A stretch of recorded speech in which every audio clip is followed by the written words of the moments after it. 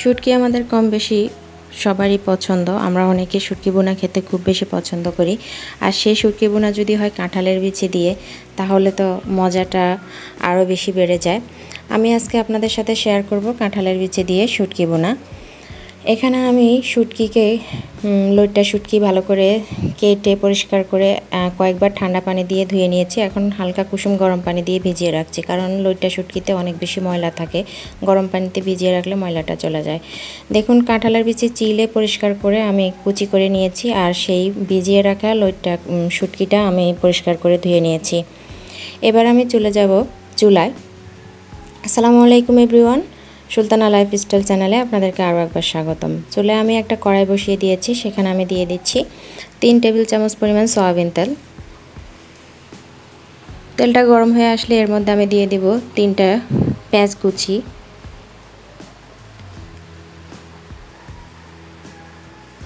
পেঁয়াজগুলো তেলের সাথে আমি নেড়েচেড়ে কিছুক্ষণ ভেজে নেব।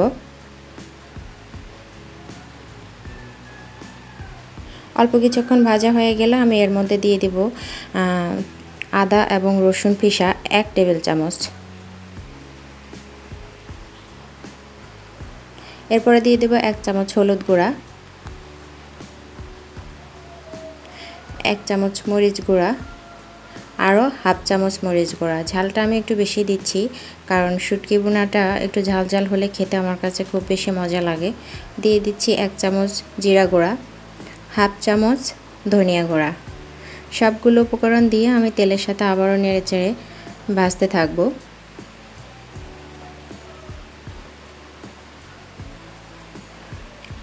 কিছুটা ভাজি হয়ে আসলে আমি দিয়ে দেব হাফ কাপ পানি, তাহলে মশলাগুলো আমার ভালো করে কষিয়ে যাবে।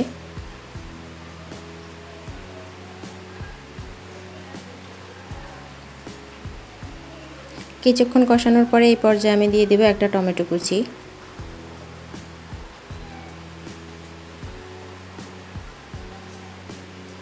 টমেটোটা দিয়ে আমি আবারও কষাতে থাকবো মশলাগুলো।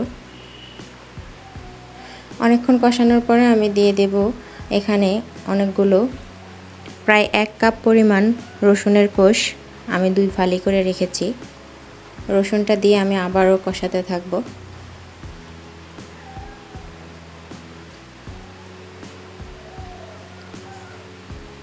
এরপর দিয়ে দিব ধুয়ে পরিষ্কার করে রাখা সেই শুটকিটা দিয়ে আমি আবারও কষাবো। সবগুলো উপাদান এক এক করে দিবেন আর কষাতে থাকবেন, তাহলে শুটকি বোনার স্বাদটা অনেক গুণে বেড়ে যাবে এবং খেতে খুবই মজা লাগবে। শুটকিটা দিয়ে আমি প্রায় অনেকক্ষণ একটু নেড়ে চেড়ে উল্টে পাল্টিয়ে কষিয়ে নেব।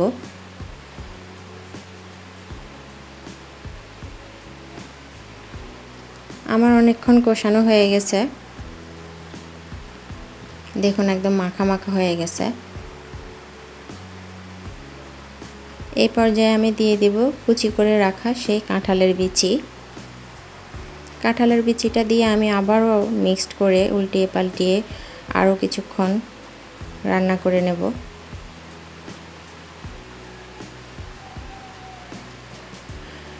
তরকারিতে পানিটা দেওয়ার আগে যত ভালো করে কষিয়ে নেওয়া যায়, ততই তরকারির স্বাদটা বেড়ে যায়।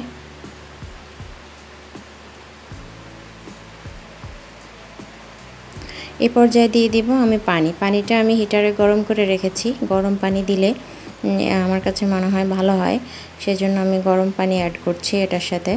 এতটুকু পানি দিব যাতে কাঁঠালের বিচি এবং শুটকি দুটাই সমপরিমাণভাবে একদম ভালো করে সিদ্ধ হয়ে যায়। সেই অনুপাতে আপনি আন্দাজ করে পানি দিয়ে দেবেন।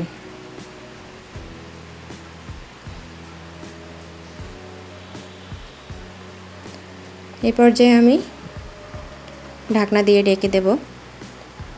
কিছুক্ষণ পর ঢাকনাটা উঠিয়ে আবারও নেড়ে চেড়ে দেব।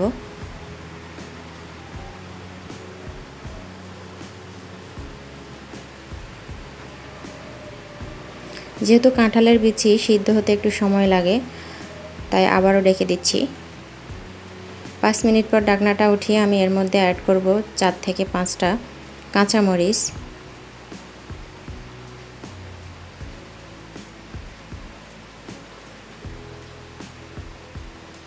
আবারও নেড়েচেড়ে আরও কিছুক্ষণ ঢেকে রাখবো। দেখুন আমার রান্নাটা একদম মাখা মাখা হয়ে গেছে। আমি একদম শুকিয়ে নেব না, একটু মাখা মাখা টাইপের থাকতেই আমি নামিয়ে নেব চুলা থেকে।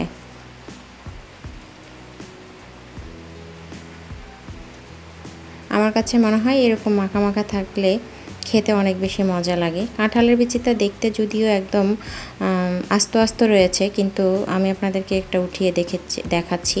দেখেন একদম সিদ্ধ হয়ে গেছে। দেখতে আস্ত আস্ত কিন্তু একদম সিদ্ধ হয়ে গেছে দেখুন। এই পর্যায়ে আমার রান্নাটা শেষ, আমি চুলা থেকে নামিয়ে নিলাম, পরিবেশন করে নিলাম একটা বাটিতে। শেষ হয়ে গেল আমার শুটকি দিয়ে কাঁঠালের বিচি ভুনা। গরম ভাতের সাথে খেতে অসম্ভব মজা। আপনারা একবার ট্রাই করে দেখবেন। এতক্ষণ পর্যন্ত আমার সাথে যারা ছিলেন তাদেরকে অসংখ্য ধন্যবাদ।